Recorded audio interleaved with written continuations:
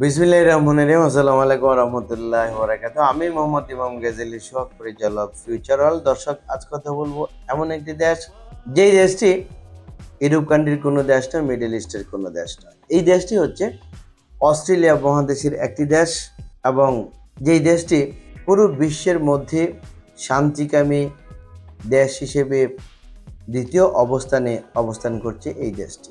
এবং যেই দেশটি অনেক অনেক উন্নত, সুখী, সমৃদ্ধশালী একটি দেশ, অনেক ধনী দেশ। যেই দেশে রয়েছে চতুর্পাশে সাগর, মাঝখানে রয়েছে এই দেশটি।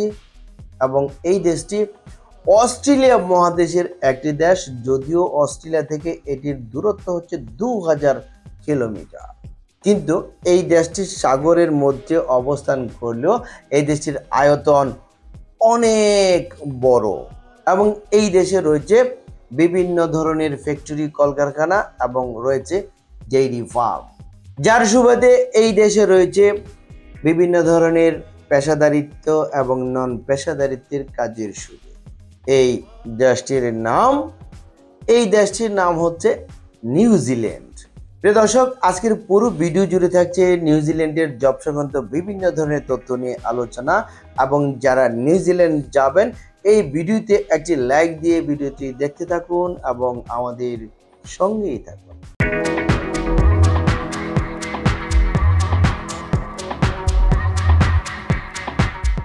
প্রিয় দর্শক, আপনারা জানেন আমরা নিউজিল্যান্ডের জব ভিসা নিয়ে কাজকর্ম করছি। ইতিমধ্যে আমাদের কাছে বেশ কিছু সফলতা চলে এসেছে ইনশাল্লাহ, এবং আমরা ধীরে ধীরে নিউজিল্যান্ডের সফলতা অর্জন করতে পারছি।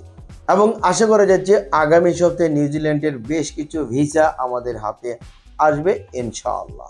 প্রিয় দর্শক, যারা নিউজিল্যান্ডে যাবেন, এই নিউজিল্যান্ড দেশটি হচ্ছে অস্ট্রেলিয়া মহাদেশের একটি দেশ। আগেই বলেছি এটি অনেক উন্নত, যে কারণে এই দেশে বিভিন্ন সেক্টরে রয়েছে বিভিন্ন পদে কাজের সুযোগ। এই সেক্টরগুলো হচ্ছে যারা শিক্ষিত রয়েছেন, যারা ইংরেজিতে টুকটাক কথা বলার অভ্যাস রয়েছে, কমপক্ষে এসএসসি এইচএসসি পাস করেছেন, আপনাদের জন্য রয়েছে রেস্টুরেন্টে ওয়েটার, কিচেন হেল্পার, কিচেন বয়, dishwasher, cook, chef, pizza maker. আবাসিক হোটেলে রয়েছে হাউসকিপার, লন্ড্রি বয়, ক্লিনার এবং বেলবয় হিসেবে কাজের সুযোগ। এছাড়া রয়েছে কনস্ট্রাকশন সেক্টরে দক্ষ হিসেবে কাজের সুযোগ।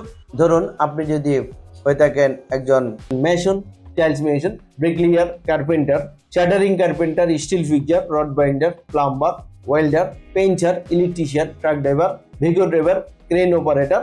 প্রিয় দর্শক, এইবার আমি আলোচনা করব যারা তেমন পড়াশোনা জানেন না, টুকটাক পড়াশোনা জানেন এবং টুকটাক ইংরেজিতে কথা বলতে পারেন। আপনাদের জন্য রয়েছে ডেইরি ফার্মে কাজের সুযোগ। এই ডেইরি ফার্মে বিভিন্ন ধরনের সেক্টরে কাজের সুযোগ রয়েছে। এই কাজগুলো হচ্ছে গরুর লালন পালন করা, গরুর ঘাস চাষাবাদ করা এবং গরুর দুগ্ধ আহরণ করা। এই দুগ্ধ থেকে বিভিন্ন খাদ্যদ্রব্য প্রস্তুত করা, বিশেষ করে ঘি, পনির ইত্যাদি।